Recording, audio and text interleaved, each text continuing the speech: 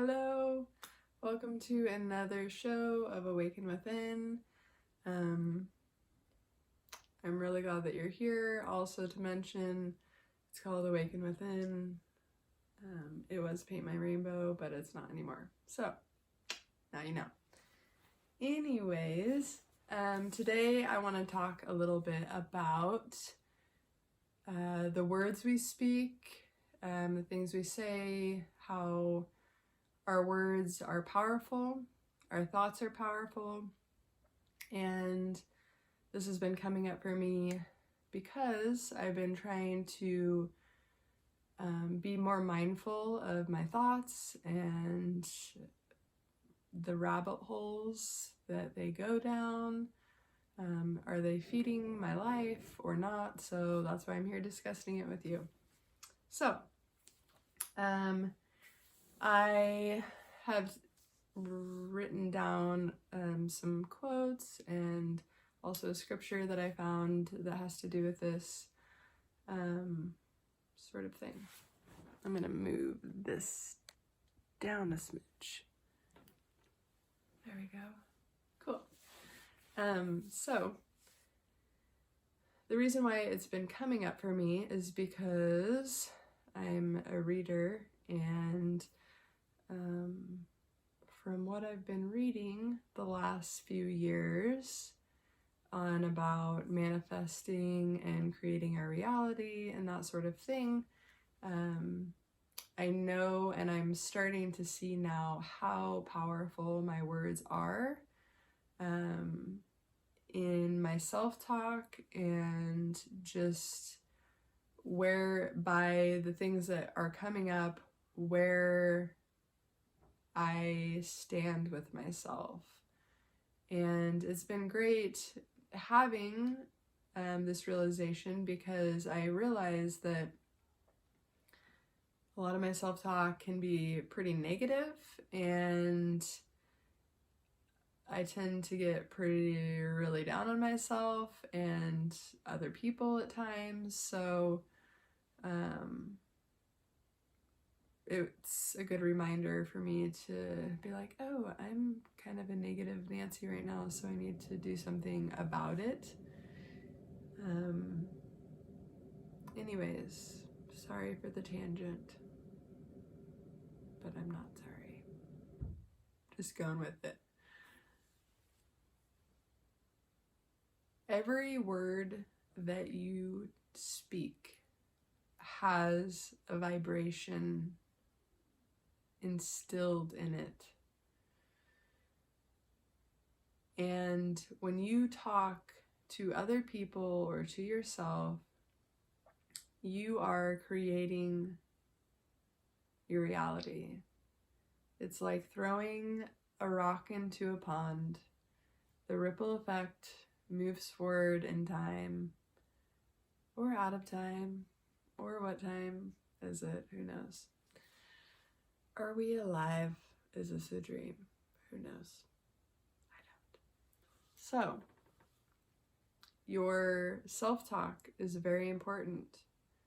The more you talk and say that you can't do something, you will not be able to do that thing. If you say you can do something, you will be able to, or more likely to be able to. So I have a couple things that I wrote down here that I'm going to share with you. And I love that I'm so human and can get on here and talk to you and feel completely loved for what I'm doing here, bringing awareness and also pushing my own boundaries and getting out of my box. So the first one I want to start out with, which was pretty powerful, is words are seeds that do more than blow around. They land in our hearts and not the ground. Be careful what you plant and careful what you say. You might have to eat what you plant one day. That is author unknown. Here's another one. Handle them carefully, for words have more power than atom bombs. And this is by Pearl Strachan Hurd. Could be wrong about how to pronounce that name, but so glad I tried. Here's another one. This is from the Bible. Proverbs 18:21. Death and life are in the power of the tongue, and those who love it will eat its fruits. So I'm pretty sure what we're saying here is your words are going to come back someday, and they will either bite you in your booty, or they will be the rainbow in the distance and the mansion that you're manifesting in your mind, or the piece of property that you really want to live on and have a sustainable farm. Those are all things that you can have if you help yourself by speaking words of love into your life. Also, I was reading / autobiography audiobook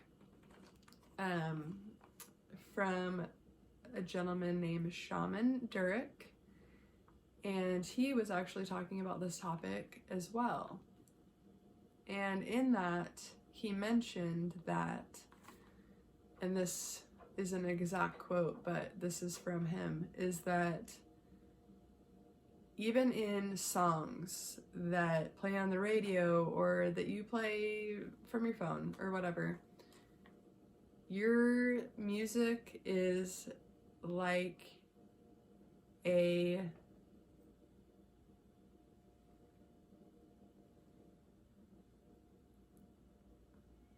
why am I forgetting the word? Music is like a mantra. That's what he said. Music is like a mantra. You play this music, you sing it over and over and over. You say it over and over and over and over. It's like a mantra. So when you are speaking words that are hindering your life in so many ways, and let me tell you, there are lots of songs that are great. Personally, I love the ones that you play and you cry to, and it makes you feel so good about your victimhood and how heartbroken you are, and there's a tear in your beer. But guess what? It's not helping you. It is keeping you in a low vibration that you will continue to manifest into your life, into your reality, into your future. And we as a collective conscious need to be really aware of the things we say, not only to ourselves, but to our friends and family, to our children. Speak love into your children. Love, love, love. Here's another quote from Rumi, which is one of my favorite poets. I'm also going to read you a piece at the end of this. This is from Rumi. It says, "Raise your words, not your voice. It is rain that grows flowers, not thunder." So beautifully said. I love Rumi so much. This is another one that I saw that I wrote down and might not be going the same way as these other ones, but I still liked it. It goes, "Be still when you have nothing to say. When genuine passion moves you, say what you've got to say and say it hot." That's D.H. Lawrence, which I thought was pretty good.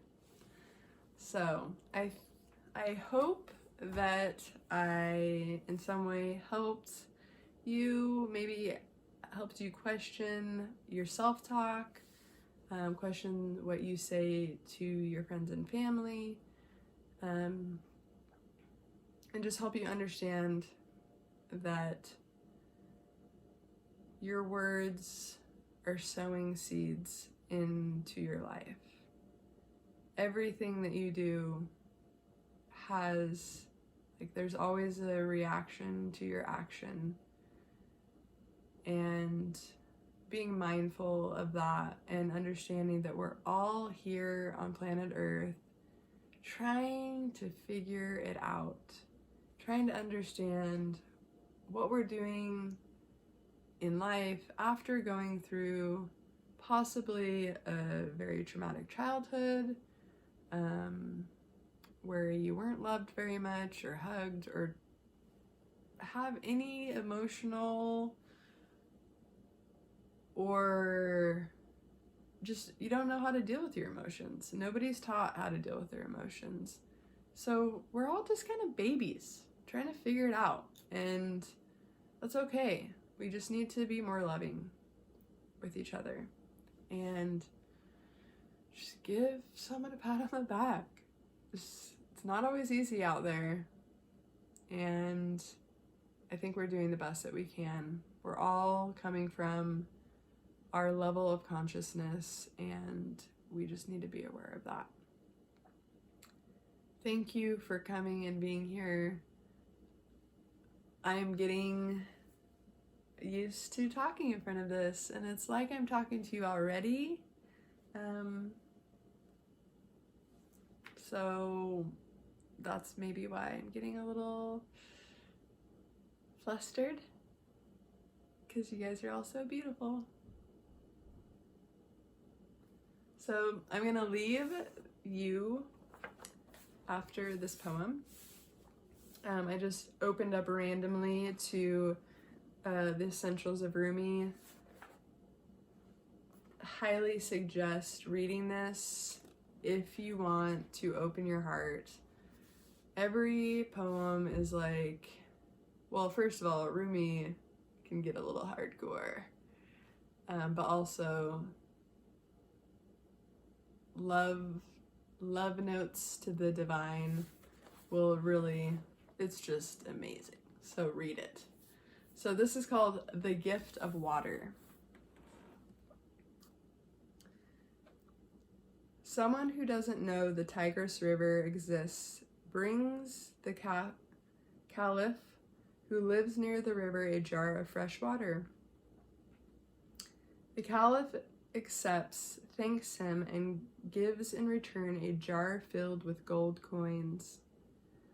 Since this man has come through the desert, he should return by water.